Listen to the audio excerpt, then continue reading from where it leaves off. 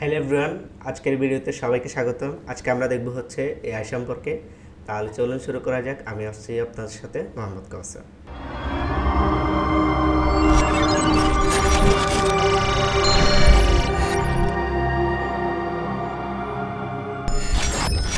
এআইটা আসলে কি? এআইটা হচ্ছে আর্টিফিশিয়াল ইন্টেলিজেন্স বা কৃত্রিম বুদ্ধিমত্তা।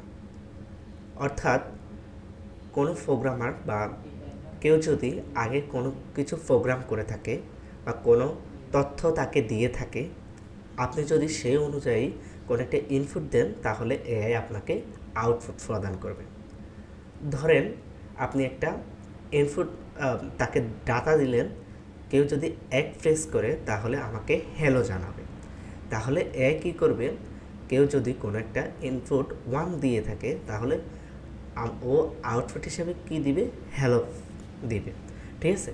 তার মানে হচ্ছে কোনো একটা প্রোগ্রাম যদি আগে থেকে করা থাকে, ওই অনুযায়ী এআই আউটপুটটা প্রদান করবে।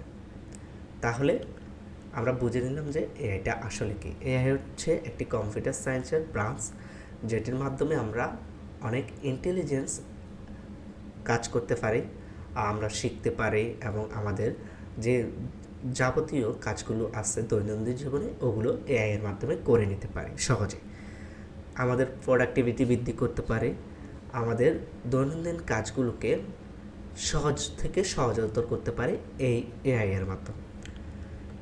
এখন দেখব হচ্ছে এআই এর হিস্টোরি সম্পর্কে। এআই 1950 দশকের দিকে এটির রিসার্চ শুরু হয়। এরপর আস্তে আস্তে কয়েক পিরিয়ড কিছু প্রগ্রেসের মাধ্যমে অনেকগুলো ধাপ পেরিয়ে বর্তমানে আমরা যে এআইগুলো দেখতে পাই সেগুলো আবিষ্কার হয়। এটা কিন্তু রাতারাতি আসেনি, এটা অনেকগুলো প্রসেসের ফলে, অনেক এক্সপেরিমেন্টের ফলে এআইটা বর্তমানে আসছে। তার মানে হচ্ছে কি, এআই একদিনে কারো আবিষ্কার না, এটা হচ্ছে ধাপে ধাপে অনেকগুলো প্রসেস পেরিয়ে বর্তমানে আসে। এখন আমরা যেদিকে তাকাই, ফেসবুক, ইউটিউব বা যে কোনো সোশ্যাল মিডিয়া, এআই এর ধাপট চলতেছে।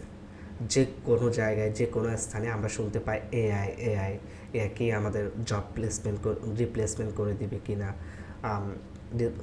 এআই কি আমাদের জব খেয়ে ফেলবে কি না, এরকম অনেকগুলো কমিউনিটিতে আমাদের এরকম প্রশ্ন এসে থাকে। সো এই প্লে লিস্টেই আমরা এই জিনিসগুলো কভার করার চেষ্টা করব এবং এআই এর ইউজ করে প্রোডাক্টিভিটি কীভাবে আমরা বৃদ্ধি করতে পারি, আমাদের কাজকে কীভাবে আরও এগিয়ে নিয়ে যেতে পারি, সেই জিনিসগুলো এই প্লে লিস্টের মাধ্যমে জানব।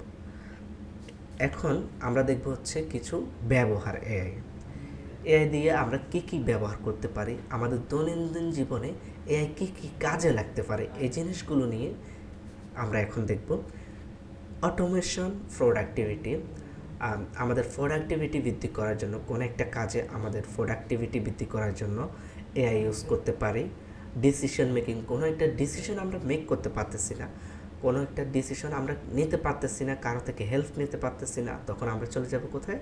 এআই এর কাছে। এআইকে বলবো আমাকে এই জিনিসটা সম্পর্কে তুমি এই ডিসিশনটা মেক করতে হেল্প করো। তাহলে এআই কিন্তু সুন্দর করে গুছিয়ে আপনাকে ওই জিনিসটা প্রদান করার চেষ্টা করবে। এরপর হচ্ছে সলভিং কমপ্লেক্স প্রবলেমস। তার মানে হচ্ছে কি, কোনো একটা কঠিন প্রবলেমকে ও সলভ করে দিবে সহজভাবে। আপনি যদি কোনো একটা ধরেন আপনাকে কোনো একটা অ্যাসাইনমেন্ট করতে দিছে বা কোনো একটা আপনাকে জব করতে দিচ্ছে, আপনি পারতেছেন না, ওই জিনিসটা এআইয়ের মাধ্যমে সহজেই আপনি করে নিতে পারবেন। কোনো একটা কমপ্লেক্স প্রবলেম সহজেই এআই দিয়ে সলভ করা সম্ভব হবে।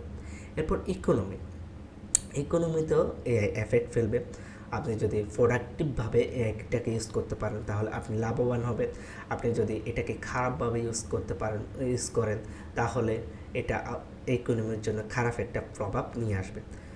ম্যানেজিং রিপিটেটিভ টাস্ক, এটা হচ্ছে যে আপনি কোনো একটা টাস্ক ম্যানেজ কীভাবে করবেন, সুন্দরভাবে করতে পারতেছেন কিনা, এই জিনিসগুলো এআইয়ের মাধ্যমে আপনি করতে পারেন। পার্সোনালাইজেশন, আপনার কোনো একটা জিনিস পার্সোনালাইজ করতে হচ্ছে, সেটা আপনি করতে পারবেন এআইয়ের মাধ্যমে। গ্লোবাল ডিফেন্স, এরপর হচ্ছে ডিজাস্টার ম্যানেজমেন্ট, লাইফস্টাইল চেঞ্জ করতে পারেন। আপনি ধরেন ডেইলি লাইফে কী কী চেঞ্জ আনতে চাচ্ছেন, বা আপনি ধরেন আপনার মেডিটেশন করতে চাচ্ছেন, এক্সারসাইজ করতে চাচ্ছেন, ওই জিনিসগুলোর সম্পর্কে এআই থেকে ভালো একটা ধারণা নিতে পারবেন খুব সহজে। এআইকে বলে দিতে পারেন যে আমি এটা এক্সারসাইজ করব, এই এক্সারসাইজ করতে পারি, কী এক্সারসাইজ করতে পারি আমাকে একটু সাজেস্ট করো। তাহলে এআই কী করবে, আপনার জন্য সুইটেবল কিছু এক্সারসাইজ সাজেস্ট করে দিবে খুব সুন্দরভাবে, ঠিক আছে। এছাড়া অনেক কিছু আছে, আপনার পার্সোনাল ফাইন্যান্স কীভাবে ডেভেলপ করতে পারেন, আপনার বিজনেস ক্ষেত্রে, আপনার স্টাডি ক্ষেত্রে, আপনার জবের ক্ষেত্রে কীভাবে ভালোভাবে চলতে পারেন, ভালোভাবে কাজগুলোকে সমাধা করতে পারেন, এই জিনিসগুলোই সহজে এআইয়ের মাধ্যমে আপনি প্রোডাক্টিভিটি বৃদ্ধি করতে পারেন। এরপর আমরা চলে যাব হচ্ছে কিছু এআইয়ের এক্সাম্পল দেখতে। এক্সাম্পল এই প্লে লিস্টে আমরা চ্যাটজিপিটি এবং বার্ড সম্পর্কে বিস্তারিত এক্সাম্পল দেখব। তবে এখানে আরও কিছু এআইয়ের এক্সাম্পল দেওয়া আছে, যেমন TensorFlow, gravity AI, Midjourney, black box. এখানে গ্র্যাভিটি বা মিডজার্নি, টেনসরফ্লো এগুলো হচ্ছে বিশেষ করে গ্রাফিক্সে যারা কাজ করে, ব্ল্যাক বক্স হচ্ছে ওয়েব নিয়ে যারা কাজ করে। চ্যাটজিপিটি অ্যান্ড বার্ড তো সবাই জানি, চ্যাটজিপিটি এখন বহুল পরিচিত, প্রায় সবার ক্ষেত্রে চ্যাটজিপিটি এখন ব্যাপকভাবে পরিচিত, এবং বার্ডও চ্যাটজিপিটির মতোই চাচাতো খালাতো ভাই বলতে পারে। চ্যাটজিপিটি আর বার্ড প্রায় একই, ঠিক আছে। চ্যাটজিপিটি আর বার্ডের মধ্যে আমরা কী করতে পারি, জাস্ট হচ্ছে চ্যাটের মাধ্যমে কোনো একটা জিনিস লিখলাম, ও ওই অনুযায়ী আমাদেরকে আউটপুট করবে। কোনো একটা ফর্ম দিলাম, ওই অনুযায়ী আমাদেরকে ফর্মটা বিশ্লেষণ করে ও আমাদেরকে আউটপুট প্রদান করবে। এরপর হচ্ছে প্রপস অ্যান্ড কনস, মানে সুবিধা এবং অসুবিধা সম্পর্কে এআই জানবো। এআইয়ের অনেকগুলো সুবিধা আছে এবং অনেকগুলো অসুবিধা আছে। আমরা জানি রাত হলে দিন হয়, ভালো হলে খারাপ আছে, এটাই স্বাভাবিক। ভালোর একটা দিক থাকলে খারাপ ওইটার খারাপ দিকও থাকে। সো কিছু খারাপ দিকও আছে এবং কিছু ভালো দিকও আছে। আমরা যদি এআইকে ভালোভাবে ইউজ করতে পারি, প্রোডাক্টিভ কাজ করতে পারে এআই দিয়ে, তাহলে অবশ্যই এটা একটি ভালো একটা দিক। আর যদি আমরা এটাকে কোনো খারাপ কাজে ইউজ করি, তাহলে অবশ্যই এটা আমাদের জন্য খারাপ একটা দিক হয়ে দাঁড়াবে। সো ভালো দিকের মধ্যে efficiency and automation, improve accuracy, আমাদের অ্যাকুরেসি ইমপ্রুভ করে। এরপর ইনহ্যান্স সেফটি, আমাদের সেফটি বৃদ্ধি করতে পারে। পার্সোনালাইজেশন অ্যান্ড কাস্টমাইজেশন, কোনো একটা জিনিস পার্সোনালাইজ করতে হচ্ছে বা কাস্টমাইজ করতে হচ্ছে আমাদের, তাহলে আমরা ওইটা সহজেই কাস্টমাইজ করতে পারি, ঠিক আছে। ইনোভেশন অ্যান্ড ডিসকভারি, আপনি কোনো একটা জিনিস ইনোভেট করতে চাচ্ছেন, এ সম্পর্কে কোনো একটা প্রিভিয়াস রিসার্চ সম্পর্কে আপনি জানতে চাচ্ছেন, তাহলে এর আপনাকে সহজেই দিয়ে দেবে। এরপর ডিসকভার, কোনো একটা জিনিস ডিসকভার করতে চাচ্ছেন, আপনি কোনো একটা পূর্ববর্তী রিসার্চ সম্পর্কে জানতে চাচ্ছেন, বা কোনো একটা ফিউচারে কী কী আসতে পারে এই সম্পর্কে ডিসকভার করতে চাচ্ছেন, বা কোনো একটা দেশ সম্পর্কে জানতে চাচ্ছেন, যে কোনো কিছু হতে পারে এটা, সে সম্পর্কে আপনাকে সুন্দরভাবে এআই আউটপুট প্রদান করবে। আপনি যদি সুন্দরভাবে একটা প্রম্পট বা কোনো কিছু দিয়ে আপনাকে এআইকে বোঝাতে পারেন, তাহলে ওইটা বিশ্লেষণ করে আপনাকে আউটপুট প্রদান করবে। এরপরে কিছু কনসের মধ্যে জব ডিসপ্লেসমেন্ট আছে, যেমন আমাদের অনেক ক্ষেত্রে যে ছোটোখাটো কাজগুলো বর্তমানে একটু কমে যাচ্ছে, যে জবগুলো আগে করা হতো, যেমন ধরেন ডাটা এন্ট্রির কিছু কাজ থাকে, অল্প সহজ কাজ, এগুলো আমরা এআই দিয়ে করে ফেলতেছি এখন। এরপর অনেক জিনিস আছে, যেমন গ্রাফিক্সের ক্ষেত্রে একটু প্রভাব ফেলছে, এরপর ওয়েবের ক্ষেত্রে একটু প্রভাব ফেলছে। সো এগুলো হচ্ছে কি, আপনি যদি এআইকে ভালোভাবে ইউজ করে প্রোডাক্টিভভাবে কাজে লাগাতে পারেন, তাহলে এটা অবশ্যই আপনার জন্য ভালো একটা দিক। এখন আপনি যদি মনে করেন যে এআই জব খেয়ে ফেলতেছে, আমি কোনো কিছু করবো না, তাহলে তো হবে না। যেমন ধরেন আগে প্রিন্টার যেটা ছিল, এটা অনেক আস্তে ফলাফল দিত আমাদেরকে, আউটপুট দিত অনেক ধীরে। এখন প্রিন্টারগুলো খুব দ্রুত প্রিন্ট করতেছে। তার মানে কি, আগে যে প্রিন্টারগুলো ছিল ওগুলো রিপ্লেস করছে, কিন্তু নতুন করে আমাদের জন্য সুবিধা সৃষ্টি করছে। তার মানে কি, এআইকে যদি আমরা ভালোভাবে ইউজ করতে পারি, তাহলে ওই জিনিসটা আমাদেরকে ভালো একটা আউটপুট প্রদান করবে। আর যদি আমরা ওইটাকে নিয়ে বসে থাকি, তাহলে কিন্তু এটা আমাদের জন্য একটা খারাপ দিক হয়ে দাঁড়াবে। এরপর ইথিক্যাল অ্যান্ড প্রাইভেসি কনসার্ন থাকে, এটা যদি অনেকে খারাপভাবে ইউজ করে তাহলে ইথিক্যালি এবং প্রাইভেসি আপনার নষ্ট হতে পারে।